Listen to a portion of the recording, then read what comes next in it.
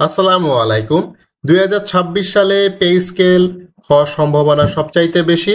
সরকার এটা নিয়ে অলরেডি কাজ করতেছে, যেহেতু পে কমিশন গঠন করা হয়েছে। পে কমিশন তাদের বিভিন্ন মতামত গ্রহণ করেছে এবং ডিসেম্বর মাসে একটা গেজেট হওয়ার সম্ভাবনা রয়েছে এবং ২০২৬ সালে পে স্কেল হওয়ার প্রবল সম্ভাবনা রয়েছে। সরকারি কর্মকর্তা কর্মচারীদের জন্য দীর্ঘ প্রতীক্ষার অবসান ঘটিয়ে নবগঠিত পে স্কেল দ্রুত কাজ করতেছে। সরকারের নির্ভরযোগ্য সূত্র ও অর্থনৈতিক উপদেষ্টা এর তথ্য অনুযায়ী নতুন বেতন কাঠামো আগামী বছরের শুরুতেই অর্থাৎ জানুয়ারি ২০২৬ সাল থেকে কার্যকর হওয়ার সম্ভাবনা রয়েছে, যেটা খুবই ভালো একটি সংবাদ সরকারি কর্মকর্তা কর্মচারীদের জন্য।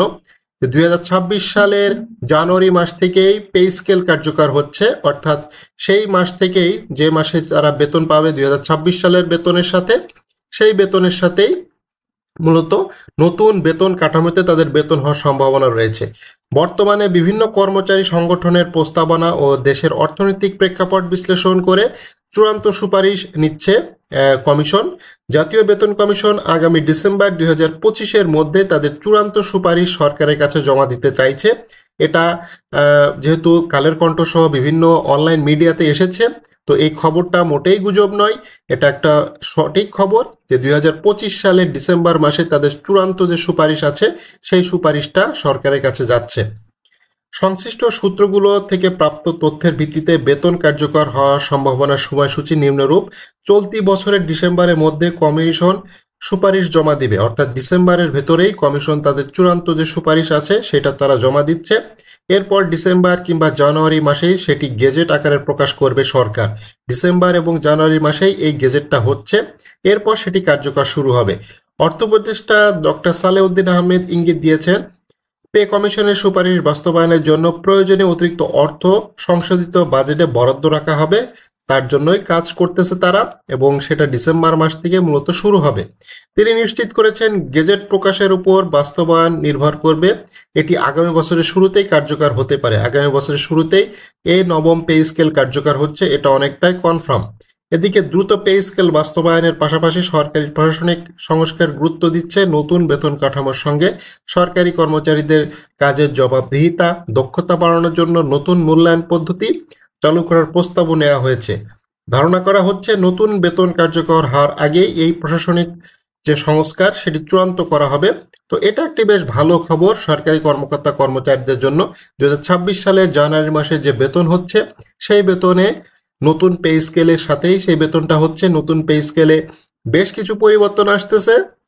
এখানে গ্রেড পরিবর্তন হবে, বিভিন্ন ভাতা পরিবর্তন হবে, চিকিৎসা ভাতা, যাতায়াত ভাতা, শিক্ষা ভাতা, ধোলাই ভাতা, সবকিছু ভাতা এখানে পরিবর্তন হচ্ছে এবং বিশেষ করে গ্রেড, যে ২০টি গ্রেড আছে সেই গ্রেডটি পরিবর্তন হওয়ার সম্ভাবনা সবচাইতে বেশি। এখানে আলোচনা যতটুকু বোঝা যাচ্ছে ১৫ থেকে ১৬তম গ্রেড হওয়ার সম্ভাবনা সবচাইতে বেশি, অর্থাৎ ১ থেকে ১৬তম গ্রেডের ভেতরেই হয়তো থাকতে পারে। এর ভেতরেই তৃতীয় এবং চতুর্থ শ্রেণী কর্মচারী থাকবে, অর্থাৎ প্রথম, দ্বিতীয় এবং তৃতীয় এবং চতুর্থ এই ৪ শ্রেণীর কর্মচারী বাংলাদেশ সরকারি কর্ম কমিশন থেকে যেটা নির্ধারণ করা হয়েছে, অর্থাৎ সচিবালয় থেকে। তো এই তৃতীয় এবং চতুর্থ শ্রেণী কর্মচারীদের ভাগ্য এখানে নির্ধারিত হয়ে যাবে যে তাদের বেতন কাঠামো কিভাবে হচ্ছে, তাদের গ্রেডটা কিভাবে পরিবর্তন হচ্ছে এবং বিশেষ করে বিভিন্ন যে ভাতা আছে সেই ভাতাগুলো কিভাবে বাড়বে সেটা নিয়ে সরকার জোর আলোচনা চালাচ্ছে।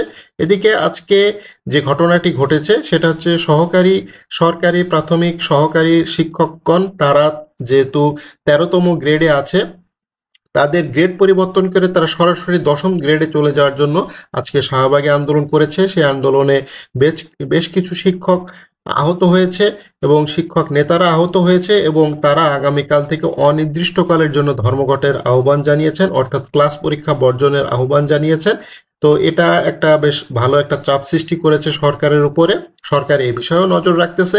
তো পে স্কেলটা যত দ্রুত কার্যকর হবে ততই ভালো। এখানে বেসরকারি শিক্ষকগণ আছে, সরকারি শিক্ষকগণ আছে, প্রাইমারি সহকারী শিক্ষকগণ আছে, তাদের গ্রেড পরিবর্তনের বিষয়গুলো আছে, বিভিন্ন ভাতার দাবি আছে। তো এই বিষয়গুলো সরকার যত দ্রুততার সাথে এই পে স্কেলটা কার্যকর করবে তত দ্রুত এই সকল সমস্যার সমাধান হয়ে যাবে। তো এই পে স্কেলটা কার্যকর হওয়া খুবই জরুরি। নবম পে স্কেল কার্যকর হওয়া খুবই জরুরি এবং এটা আগামী এই যেহেতু নভেম্বর মাস চলতেছে, এই মাসের ভেতরে যাবতীয় কার্যক্রম শেষ করে ডিসেম্বরে চূড়ান্ত সুপারিশ দিয়ে এবং ডিসেম্বরের শেষের দিকেই একটা গেজেট প্রকাশ করে জানুয়ারি 2026 সালে যাতে নতুন বেতন স্কেলে সরকারি কর্মকর্তা কর্মচারীদের বেতন হতে পারে।